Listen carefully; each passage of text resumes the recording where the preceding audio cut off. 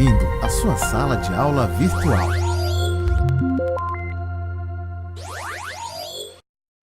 A nossa videoaula de hoje começa com o módulo 11, né? Página 3 a 7. Nós vamos falar sobre a relação dos países desenvolvidos e subdesenvolvidos e também os indicadores socioeconômicos. Vamos lá, então? Os países desenvolvidos e subdesenvolvidos, eles começam a evidenciar, especialmente após a Segunda Grande Guerra, né? Que os povos acordaram para a realidade, o mundo estava desequilibrado, pois um grande desnível separava uma nação da outra. Assim, além da divisão do mundo entre capitalistas e socialistas, havia uma outra. De um lado, alguns países ricos, poderosos, desenvolvidos, e do outro, muitos países pobres, dependentes, subdesenvolvidos. Então essas disparidades elas vão ficar muito mais evidentes em função da Segunda Grande Guerra Mundial.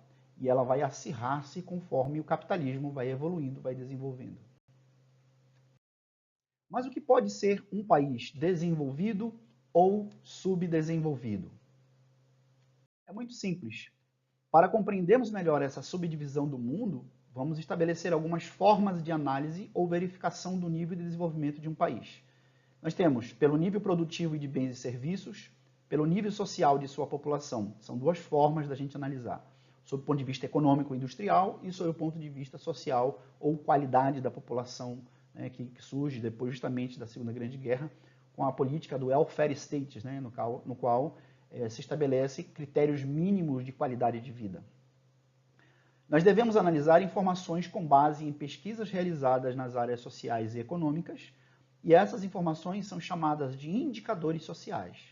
Eles podem ser indicadores econômicos, PIB, PNB, renda per capita, renda nacional, ou sociais, mortalidade infantil, crescimento vegetativo, analfabetismo e por aí vai. São vários os indicadores. PIB quer dizer Produto Interno Bruto e PNB, Produto Nacional Bruto. Nós vamos ver cada um deles com mais detalhes mais à frente. Vamos lá? Então, como o próprio nome diz, indicadores socioeconômicos, eles indicam, então, a partir de dados, de informações que são coletadas através de um instituto, e no Brasil tem o Instituto Brasileiro de Geografia e Estatística, essas informações são coletadas diretamente da população. E aí, a partir dessa informação, nós podemos ter os dados. No caso aqui, o PIB, que é o Produto Interno Bruto, isso aqui você adquire, né, através de instituições nacionais, no caso do próprio Brasil, das instituições econômicas, né? Ele é o valor dos bens e serviços produzidos internamente no país durante um ano. Para obtermos o PIB, precisamos somar os valores dos bens e serviços expressos em reais pelos quais foram vendidos ou negociados. Então, esse é o Produto Interno Bruto. O Produto Nacional Bruto, ele é o valor dos bens e serviços produzidos internamente no país, somados aos recursos vindos de fora do país, como uma remessa de lucros de empresas nacionais instaladas no exterior. O dinheiro gasto com as importações não é somado no PNB, nem ao PIB, pois são recursos que saem do país. Então, tudo que é produzido, toda a riqueza nacional que é produzida é chamado de PIB. O Produto Nacional Bruto, somado às riquezas que são trazidas do exterior, é chamado de Produto Nacional Bruto. Muitas vezes, as pessoas fazem confusão entre PIB e PNB, mas existe uma distinção bem clara entre eles, né? Os economistas falam isso com mais categoria, né? Então, outro indicador econômico é a renda per capita. Nós vamos observar que significa renda por cabeça. Então, é o PNB, PNB nacional, Produto Nacional Bruto, dividido pela população economicamente ativa, que é o PEA. Então, é como você pegar essa riqueza nacional e dividir pelas populações, pelos habitantes que têm algum vínculo empregatício, né? E esse vínculo empregatício é o que torna economicamente ativo. Quem não tem vínculo empregatício não é economicamente ativo. Então, é a renda per capita. Outro fator, ou outro indicador, só que agora esse é um indicador social, é a mortalidade infantil, que consiste no índice de mortalidade infantil, que é o número de crianças em cada 1000 nascidas, né? E que morrem antes de completar 1 ano de idade. Então, esse é um indicador interessante porque ele associa vários elementos: saúde, educação, né? Assistência governamental, higiene. Então, tem uma série de elementos aí que podem indicar a qualidade de vida a partir da mortalidade infantil. Outro fator é o crescimento vegetativo, que é a diferença entre natalidade, número de crianças nascidas em um ano, e a mortalidade, que é o número de crianças mortas no período de um ano, sendo chamado também de crescimento natural. Então, a partir daí, você observa a evolução do crescimento populacional a partir dessa diferença.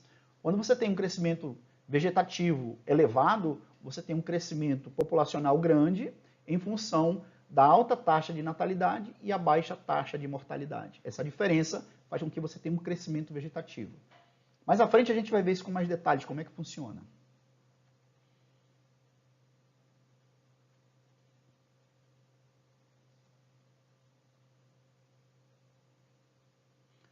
Os países desenvolvidos têm taxas de crescimento vegetativo inferior a 1% ao ano, enquanto os países subdesenvolvidos possuem crescimento vegetativo, que é o que significa o CV, acima de 1,5%.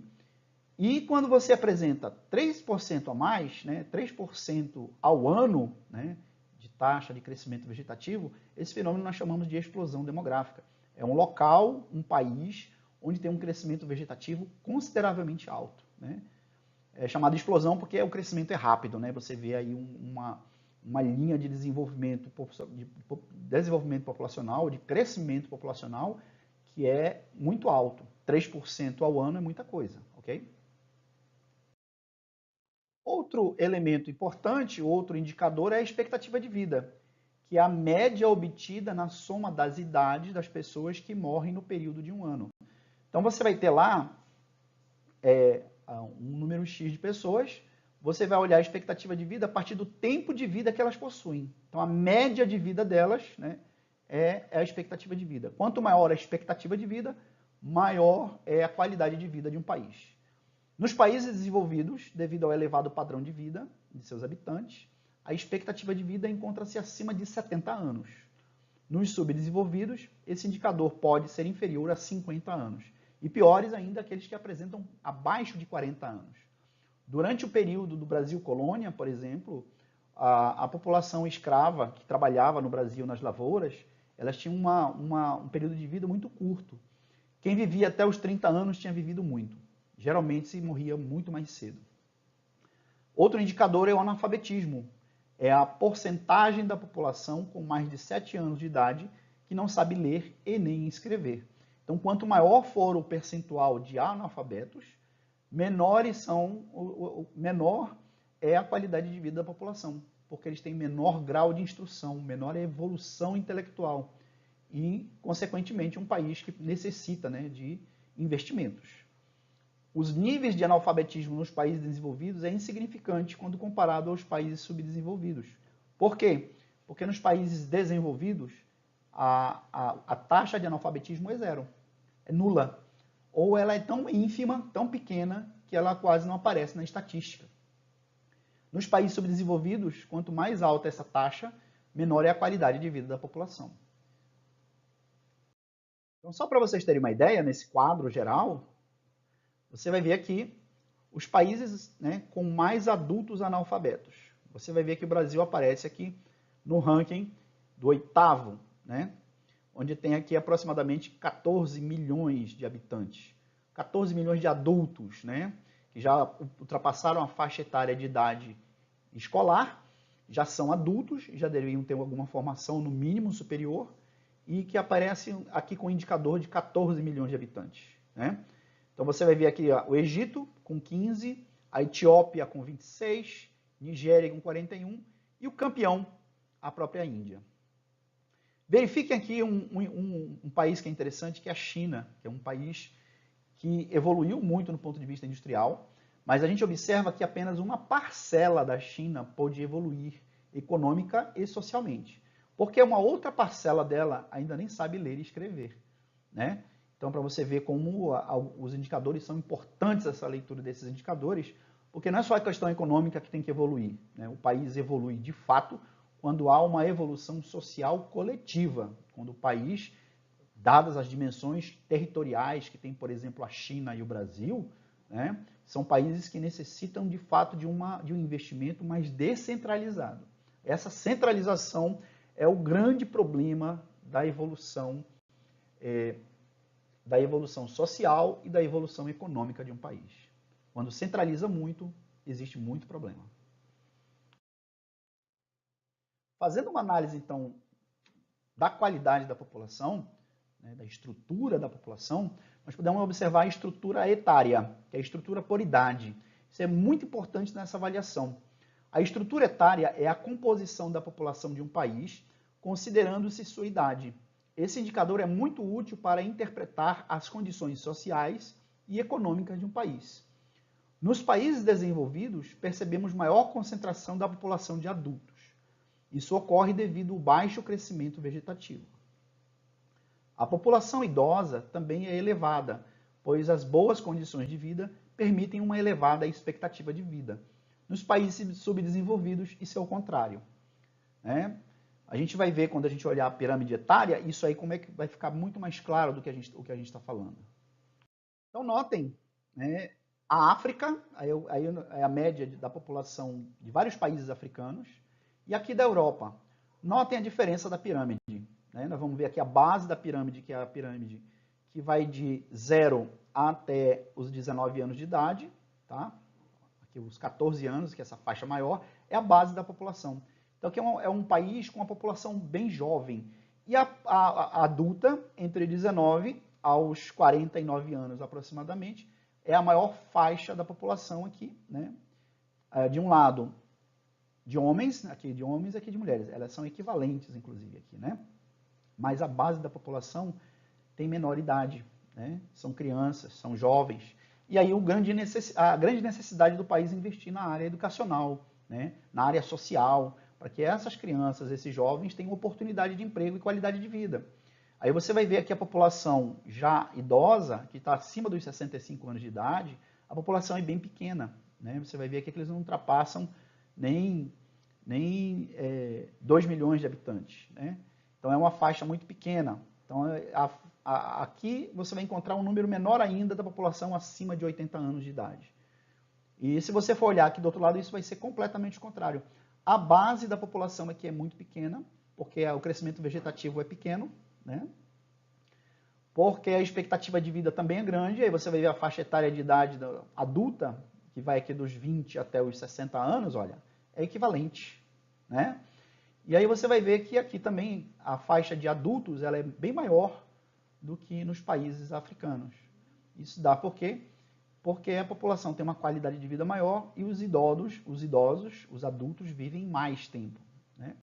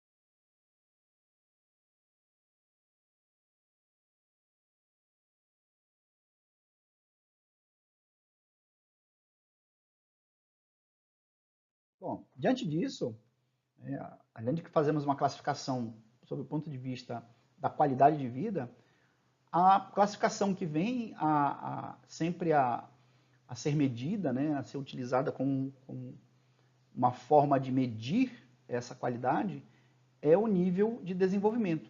Nos países desenvolvidos, fazem parte, né, de um grupo de países que alcançaram um alto nível de industrialização e conseguiram substituir grande parte de sua energia humana, o animal, pela força de máquinas movidas a vapor, gás, eletricidade, petróleo, ou mesmo a nuclear. As principais características são alta capacidade técnico-científica, modernos e eficientes meios de transporte terrestre, aéreo e marítimo, e atualizados e bem distribuídos meios de comunicação. Então, isso aí vai dar melhor condições para que esses países tenham, então, mais vantagens econômicas com relação a outros. Outros fatores que determinam um país desenvolvido é a agricultura moderna, o predomínio da população urbana sobre a rural, o nível de vida bastante elevado, o pequeno ou inexistente número de analfabetos, baixa taxa de natalidade e mortalidade, são altamente industrializados e possuem fortes influências geopolíticas. Nesses países, os lucros de produção industrial, somados aos lucros da produção agrícola, dão uma alta rentabilidade. Aí nós estamos falando do PIB, né? A renda per capita, por exemplo, nos Estados Unidos, Suécia, Canadá e Alemanha, pode chegar a 15 mil dólares, enquanto em muitos países subdesenvolvidos não chega a 500 dólares. Isso por quê, pessoal? Há uma disparidade, há uma grande diferença, né, no setor produtivo e na evolução tecnológica. Isso também vai quantificar, vai qualificar pessoas com melhores condições sociais, né, e intelectuais, porque essas pessoas vão precisar, de alguma forma, se qualificar para trabalhar nessas áreas específicas. Ok, galera, então falamos sobre os países desenvolvidos. Próxima aula nós falaremos sobre os países subdesenvolvidos. E eu tenho uma atividade para vocês. Atividade na página 6, questões de 4 a 7, página 8, 9, as questões 9 e 10, página 9, questões 13 e 14, página 10, questões 15, 16 e 17, e página 14, questão 19, letras A e B. Então a gente se encontra e vamos falar então sobre os países subdesenvolvidos. Até lá!